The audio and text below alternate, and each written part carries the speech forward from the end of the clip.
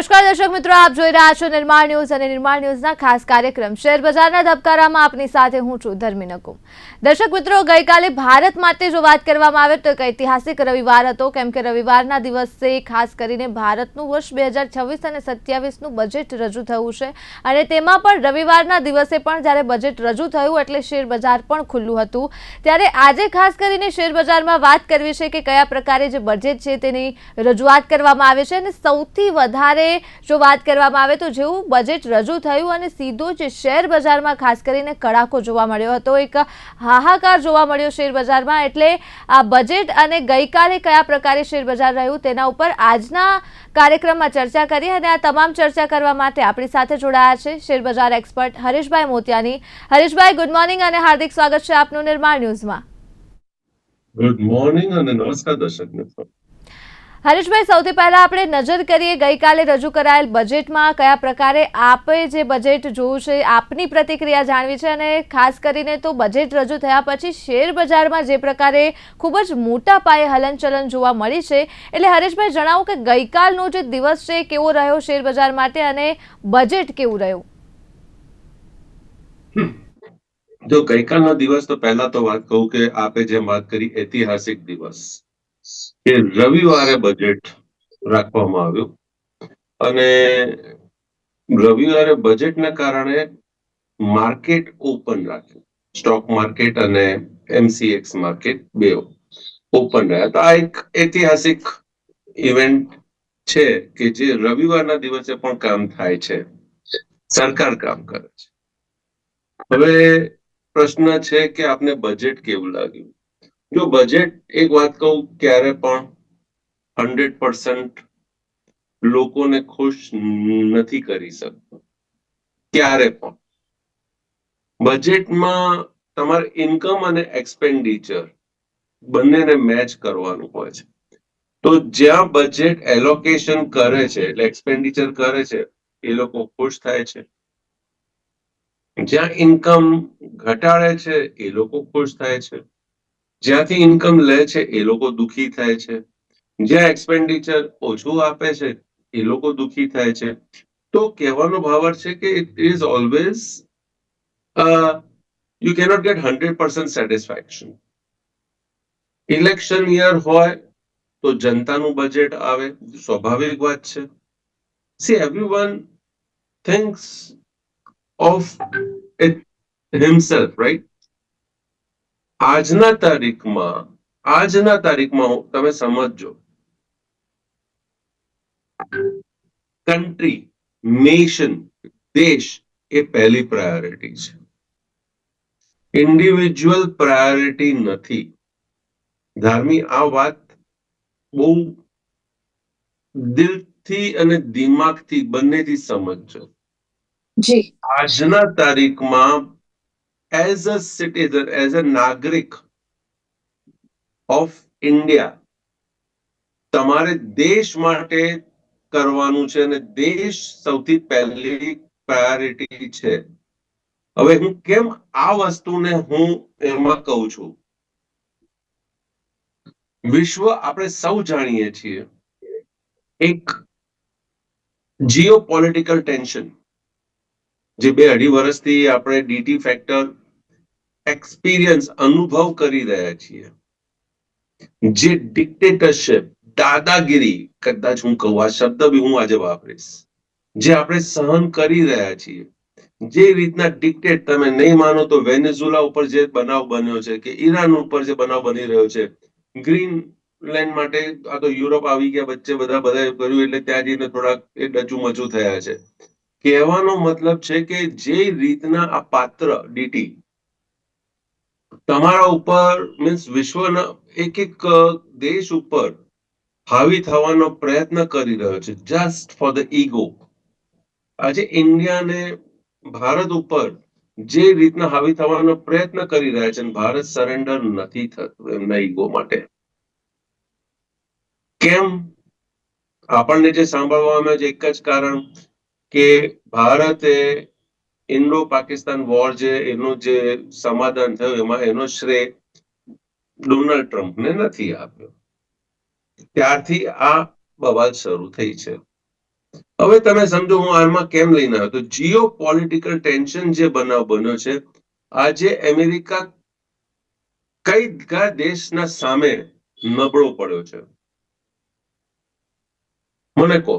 આજે ભારત ઉપર control, Brazil, અરે એમના મિત્ર, એમના એલાઇઝ, કેનેડા, મેક્સિકો, એ બધા ઉપર બી એ હાવી થયો છે. બધાને, યુરોપિયન યુનિયનના, રાઈટ, બધા ઉપર એ હાવી થયો છે. એક દેશ છે કે જ્યાં એ હાવી નથી થઈ શક્યો, થવાનો પ્રયત્ન ઘણો કરેલો, શરૂઆત ત્યાંથી જ કર્યું, ચાઇના. કેમ ચાઇના? આજે ચાઇનાથી કેમ એ સરેન્ડર થયો? કેમ સરેન્ડર થયો? હું આજે મારા શબ્દોમાં કદાચ તમને આ બધું દેખાશે. ચાઇનાથી સરેન્ડર થવાનું કારણ શું? ચાઇના આત્મનિર્ભર છે. ચાઇના આત્મનિર્ભર છે. તમે જો ભવિષ્ય જે છે, ફ્યુચર બજેટ શું છે? બજેટ ભવિષ્યનું પ્લાનિંગ છે. તો આજે ચાઇના આત્મનિર્ભર છે. ચાઇના ઉપર બધા ડિપેન્ડન્ટ છે. Rare earth mineral China, processing unit ફક્ત અને ફક્ત ચાઇના પાસે મેજોરિટી છે. હું એમ નથી કહેતો ફક્ત ચાઇના પાસે જ છે, પણ ચાઇનાની જરૂર છે. રેર અર્થ મિનરલ માટે તમારે ચાઇનાની જરૂર છે, એને પ્રોસેસિંગ માટે તમારે ચાઇનાની જરૂર છે, રાઈટ? એઆઈ આજે ભારત પાછળ છે. રેર અર્થ મિનરલ આપણા પાસે છે, પણ આપણે પાછળ છીએ.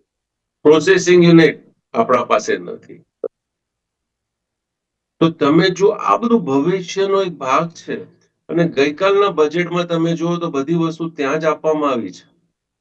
મેં તમને એક બીજું સેક્ટર કીધું હતું, મેરીટાઈમ, રાઈટ? તો મેરીટાઈમમાં આપવામાં આવ્યું છે transportation, right, the road and transport. ત્યાં બી તમને તમે જો તો બજેટને કહેવાનો મારો ભાવાર્થ આ છે કે આ જે જીઓ પોલિટિકલ ટેન્શન છે, એ તમારા બજેટને આખું ડાયવર્સિફિકેશન કરી દીધું છે. એટલે આપણી સરકાર એકદમ રાઈટ સ્ટેપ ઉપર જઈ રહી છે. પહેલા દેશનું ઇન્ફ્રાસ્ટ્રક્ચર તમે તૈયાર કરો, આપણા દેશને મજબૂત કરો. આના રાતોરાત થવાનું નથી. મે બી 5 વર્ષ, 10 વર્ષ, 15 વર્ષ, 20 વર્ષ, I don't know, depends upon the allocation, right? તો આ બજેટ બેસિકલી ભારતને ભવિષ્યમાં મજબૂત કરવા માટેનું બજેટ છે. એટલે કોઈ એમ કે ના કે આ બજેટમાં આમ થયું છે, તેમ થયું છે, forget it. Bottom line, underline તમે જુઓ કે આ બજેટ કઈ દિશામાં, બજેટ શું છે? પ્લાનિંગ છે, રાઈટ? તો ઓકે, ઓન ધેટ સેક્શન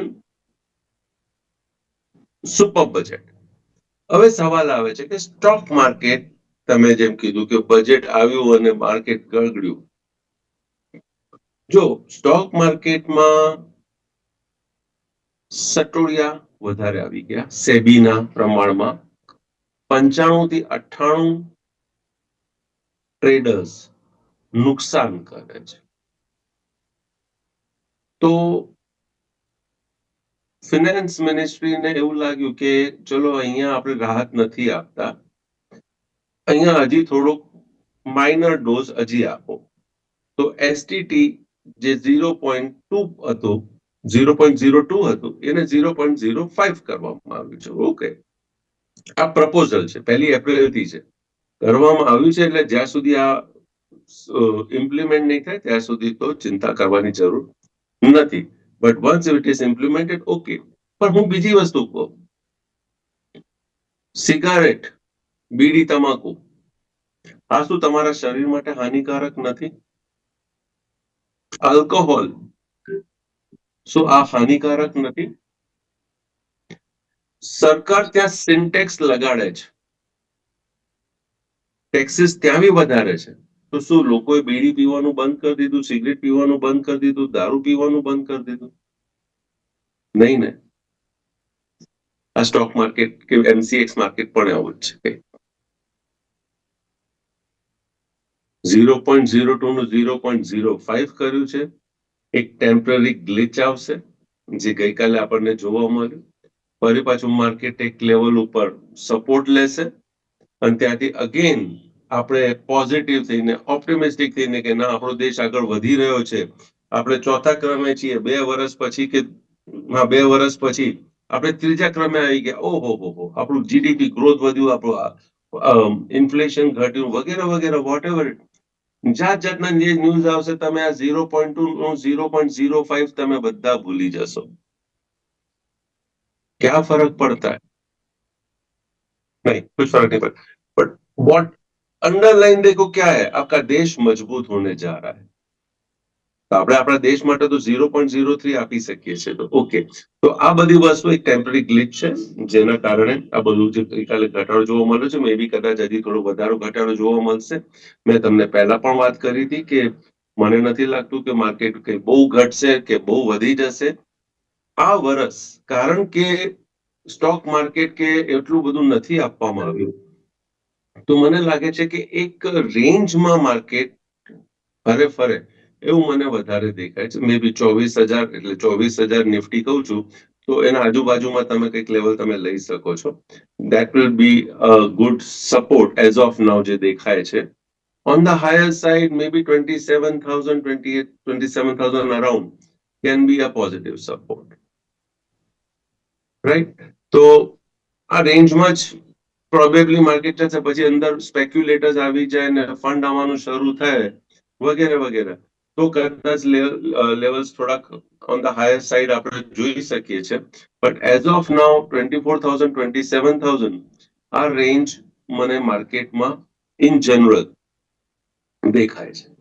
હવે બીજો અગત્યનો પ્રશ્ન જે આ 2 દિવસમાં ઘણા બધા ઘરમાં ડિસ્ટર્બન્સ આવી ગયું. ધર્મી, આપ જુઓ તો આપણે આ ચેનલમાં જ્યારે ચાંદી $30 હતી, $35 હતી, ત્યારથી આપણે આ ચાંદીની ચર્ચા શરૂ કરી. રાઈટ?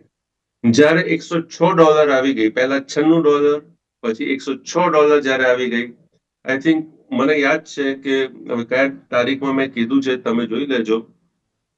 $106 આવી ગઈ, મેં તો આજ પછી હવે ચાંદીની ચર્ચા નહીં કરીએ, હવે ચર્ચા કરીશું સોનાની.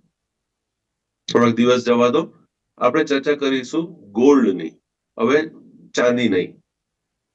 ચાંદી એક ફોમો સ્ટેજ ઉપર આવી ગઈ હતી, એટલી બધી વધી ગઈ હતી કે means every Tom Dick and Harry was predicting કે હવે ચાંદી આ લેવલ છે, હવે ચાંદી તે લેવલ છે.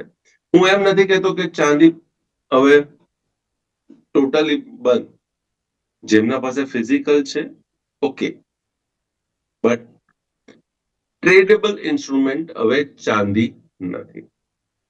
લોંગ ટર્મ 2030 એનાથી આગળની વાત ચર્ચા કરીએ તો યસ, તમે જો બજેટમાં બી રેર અર્થ મિનરલ ને વેટેજ આપવામાં આવ્યું છે, ને this is a critical mineral US, તો ધ્યાન રાખજો.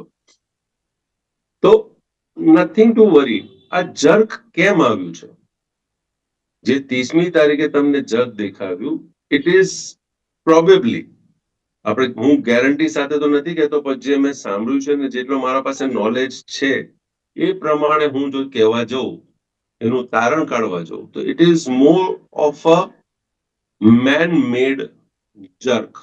આ જે ઘટાડો આવ્યો છે, કે જે ઉછાળો આવેલો, it was all a FOMO effect, અને મે બી ક્યાંક શોર્ટ પોઝિશન હતી, એ શોર્ટ પોઝિશનને કવર કરવા માટે એક સમયનો લાભ લેવામાં આવ્યો. સમયનો લાભ એટલે એશિયન માર્કેટ બંધ, ઇન્ડિયા માર્કેટ ઓલમોસ્ટ બંધ થવાની તૈયારીમાં. એક ઇન્ડિયન માર્કેટ જ ખાલી ઓન હતું, જ્યાં થોડું ઘણું કંઈક હોય, બાકી અધરવાઇઝ એશિયનના જે પીક માર્કેટ છે, ચાઇના વગેરે જે છે, સિંગાપુર, એ બધા બંધ હતા. US market was closed. London market yes was open, અને લંડન માર્કેટમાં એક્સપાયરીનો દિવસ, છેલ્લો દિવસ, એટલે એમને એક બહુ સરસ મજાનો ગ્રાઉન્ડ મળી ગયું કે બધા માર્કેટ બંધ છે, તો let's play it over here. તો ત્યાં એક બેંક કે આ બધું જેમની શોર્ટ પોઝિશન હશે એમને આ બધી વસ્તુ સેલિંગ કરીને વસ્તુ ચાંદીનો ભાવ નીચે લાવી દીધો, અને everything has been settle. The storm, the FOMO, બધી વસ્તુ છે એ બધું નીચે આવી ગયું. હવે તમે મને કહેશો કે હવે આગળ શું? હવે આગળ શું? તો હું એમ નથી કહેતો કે બસ આ જે વસ્તુ થઈ ગઈ એટલે હવે તમારી ચાંદી ઉપર આવી જશે. ના, ચાંદી ઉપર હાલના તબક્કે ભૂલી જાઓ. પણ હું એવી નથી કહેતો કે જે ભાવ તમે જોયા છે 4,20,000, રાઈટ, કે 4,20,000 તમે ફરી નહીં જુઓ. જોશો, ક્યારે જોશો એ મને ખબર નથી. એ મને ખબર નથી. 4,20,000 નો ભાવ ભવિષ્યમાં આપણે ફરી જોઈશું. મે બી 2 વર્ષ, મે બી 5 વર્ષ. I don't know. Because this was a FOMO effect.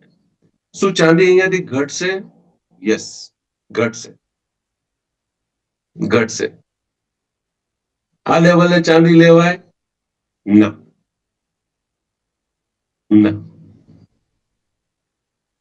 જો બે ઘટાડો આપણને જોવા મળી ગયો, બે ચાર્ટમાં તમને બે સેલિંગ પ્રેશર તમને જોવા મળ્યા છે. બે વખત માર્કેટ ઘટ્યું છે. ઓક્ટોબરમાં યુ હેડ અ ફોલ, યાદ કરો, 17મી ઓક્ટોબર, ત્યારે એક ફોલ આવેલો. 29th or 30th જાન્યુઆરી બીજું તમને એક પોઝિટિવ મુવમેન્ટ તમને દેખાઈ કન્ટિન્યુઅસ, અને એમાં તમને ઘટાડો જોવા મળ્યો, રાઈટ? તો ત્યાંથી અગેન અ ફોલ. બે ઘટાડો આવ્યો. નોર્મલી 3 આવા ઘટાડા આવવા જોઈએ, 3. Wait for the third one. ત્રીજો એક ઘટાડો આવી જાય ત્યારે યસ, હવે ઘટાડો ક્યારે આવે છે, કેટલો આવે છે, કયા લેવલથી આવે છે, એ આપણને ચાર્ટ બતાવશે. જ્યારે લાગશે ત્યારે આપણે ફરી ચર્ચા કરીશું, શરૂ કરીશું કે યસ, આ એક લેવલ છે કે જ્યાં તમે સિલ્વરમાં અગેન તમે એન્ટ્રી કરી શકો છો. લઈને તમે ભૂલી જાઓ. પણ જેમને 1,12,000 અને 15-20,000 જેમને લેન્ડ કર્યું છે, I think they are happy. અને એમને તો આપણે એવી સલાહ આપી હતી કે તમે તમારી મૂડી એક વખત ઘરે લાવી દો અને નફો જ બજારમાં રાખો. હોપ સો જો આપણા પ્લેટફોર્મ થકી એમને લેન્ડ કર્યું હોય તો આપણા પ્લેટફોર્મ થકી એમની મૂડી ઘરે પણ લાવી દીધી હશે. આપણે આ પ્લેટફોર્મ થકી ક્યારે પણ ઓન ધ હાયર લેવલ, મેં એવું નથી કીધું કે તમે ચાંદી ખરીદો. ઓન ધ હાયર લેવલ આપણે ક્યારે એડવોકેટ નથી કર્યું. અને કદાચ કોઈક વાર ઇન્ટ્રાડે માટે કીધું હશે તો કાયમ સ્ટોપ લોસ ની સાથે કીધું હશે. ગત સપ્તાહમાં પણ મેં વાત કરી હતી કે મને 93 અને 106, if I could remember, કે 103 was my support level. હું એક્ઝેક્ટ ફિગર તમને કહી દઉં કે જે મેં મેસેજ મારા ફોરેન ના જે મિત્ર છે કોમેક્સમાં, એમને મેં આપ્યા હતા. હા, 98 અને 103 ચાંદીમાં, 98, 103 ગુરુવારનો મેસેજ. ગુરુવાર અને શુક્રવારે આ બનાવ બન્યો છે. ગુરુવારે મેં મેસેજ છોડેલો ચાંદીમાં 103 અને 98, આ એક સ્ટ્રોંગ સપોર્ટ ઝોન છે. તો બી 3 ટાઈમ્સ તો રિટર્ન તમને મળ્યો છે કે જેમને આપણા લેવલથી જેમને અહીંયા ઇન્વેસ્ટમેન્ટ કર્યું છે. અને this was announced openly on Thursday, I think 29th. Thursday 26th, January, Thursday, 29, બરોબર. 29મી તારીખે આપણે આ વસ્તુ અનાઉન્સ કરી હતી, કે 30મી તારીખે સવારે મેં અનાઉન્સ કરી હતી અને ક્લિયર કીધું હતું કે તમે આગલા દિવસે એટલે ગુરુવારનું તમે ટ્રેડ જુઓ 106 કે 107 નો કંઈક લો બનાવ્યો હતો ને ત્યાંથી પછી ફરી પાછું થોડુંક બાઉન્સ આવ્યું છે. એટલે આપના પાસે ક્લિયર કટ બધી માહિતી હતી. નો ડાઉટ આપણે તમને ટ્રેડિંગ માટે નથી કહેતા. આ પ્લેટફોર્મ એક નોલેજ માટે છે, એક ઇન્ફોર્મેશન માટે છે. આપણે કોઈને સલાહ નથી આપતા કે તમે ટ્રેડિંગ કરો. હા, ફિઝિકલ તમે તમારા ઘરમાં પ્રસંગ એટલે તમારી દીકરી કે દીકરાનો લગ્ન પ્રસંગ માટે તમારે ખરીદવાનું હોય કે કરવો, તો એના માટે આપણે સલાહ આપીએ છીએ કે તમે ગ્રેજ્યુઅલી આ લેવલને ધ્યાનમાં રાખીને પછી તમે આગળ ઇન્વેસ્ટમેન્ટ તમે કરી શકો. આપણે સટ્ટા માટે કે MCX માટે એક રેફરન્સ માટેના બધા લેવલ્સ અમે તમને આપતા હોઈએ છીએ, બટ ટ્રેડિંગ કરવા માટે અમે તમને નથી કહેતા. રાઈટ? તો આ વાતને ખાસ ધ્યાન રાખો. અચ્છા, હવે બજેટમાં બીજી વસ્તુ કહું તો બીજી વસ્તુ કઈ સારી આવી છે, બહુ શોર્ટમાં હું ચર્ચા કરીશ કેમ કે સમયનો પણ અભાવ છે. હવે બજેટ જો 100 રૂપિયાની આવક ને 100 રૂપિયા નીચે આવક, હવે બજેટે એલોકેશન ક્યાં આપ્યું છે 100 રૂપિયામાંથી? તો મેક્સિમમ એલોકેશન ફાઇનાન્સમાં આપ્યું છે. ફાઇનાન્સમાં કેમ આપ્યું છે? કારણ કે આપણો મોટામાં મોટો ખર્ચો જે છે એ ડેટ ટુ જીડીપી છે. આપણે જે બોરોઈંગ કરીએ છીએ, તો બોરોઈંગ કરીએ છીએ એટલે કે મફતમાં તો બોરોઈંગ થાય નહીં, વ્યાજ તમારે આપવું પડે. તો આપણી 100 રૂપિયાની આવકમાંથી કે 100 રૂપિયાની આપણે આવક કરીને 100 રૂપિયા આપણે જે ખર્ચો કરવાનો છે, એ 100 રૂપિયામાંથી 20 રૂપિયા જે છે ને એ તો ખાલી તમે વ્યાજમાં ભરો છો. ધાર્મિક 100 રૂપિયાની જે આવક થાય છે અને 100 રૂપિયાનો આપણે જે ખર્ચો કરવાનો છે, એમાં 20 રૂપિયા તો તમે ખાલી વ્યાજમાં ભરો છો. વ્યાજમાં ભરો છો એટલે એ પૈસા તો ગયા, એ આપણા દેશમાં નથી ગયા, ગયા પૈસા. તો આપણા પાસે રહ્યા કેટલા? 80. 100 માંથી હવે મેક્સિમમ કોને આપણે આ વખતે આપ્યું છે? તો ડિફેન્સને આપવું પડે. એટલે મેં શરૂઆત જ વાત કરી જીઓ પોલિટિકલ ટેન્શન, એટલે ડિફેન્સમાં એલોકેશન વધારે છે. એટલે ડિફેન્સ સેક્ટર હાલના તબક્કે પણ જો તમને ડિફેન્સના સ્ટોક્સ તમને લોઅર લેવલ ઉપર મળે, સારા company at a good valuation, defence sector is positive as per the budget. એના પછીનો બીજો જે સેક્ટર છે એ ministry of road transport and highways. તમે જો આ ક્રિટિકલ મિનરલને લઈને બધા કોરિડોર્સ બનાવવા આવ્યા છે. તમને 4 સ્ટેટ સ્પેસિફિક રેફરન્સ આપવામાં આવ્યું છે: ઓડિશા, આંધ્રપ્રદેશ, કેરેલા અને એક બીજો સ્ટેટ છે. 4 સ્ટેટને એ કરવામાં છે, ત્યાં કોરિડોર બનશે ટ્રાન્સપોર્ટેશન બધા માટે. એટલે રોડ ટ્રાન્સપોર્ટ અને હાઈવેઝને પણ એક સારું એવું એલોકેશન આપવામાં આવ્યું છે, 5.79%. એના પછી રેલવેઝ, અગેન ટ્રાન્સપોર્ટેશન 5.26%. રેલવેઝમાં તમે જુઓ તો ફાસ્ટ ટ્રેન, તમે વંદે ભારત કહો કે બુલેટ ટ્રેન કહો,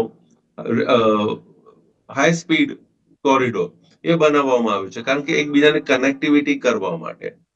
જી રાઈટ? તો રેલવેમાં પણ તમને આપવામાં આવ્યું છે. એગ્રીકલ્ચર જે આપણું બેસિક છે ત્યાં તમે જો તો ફક્ત 2.63% ઓફ એલોકેશન.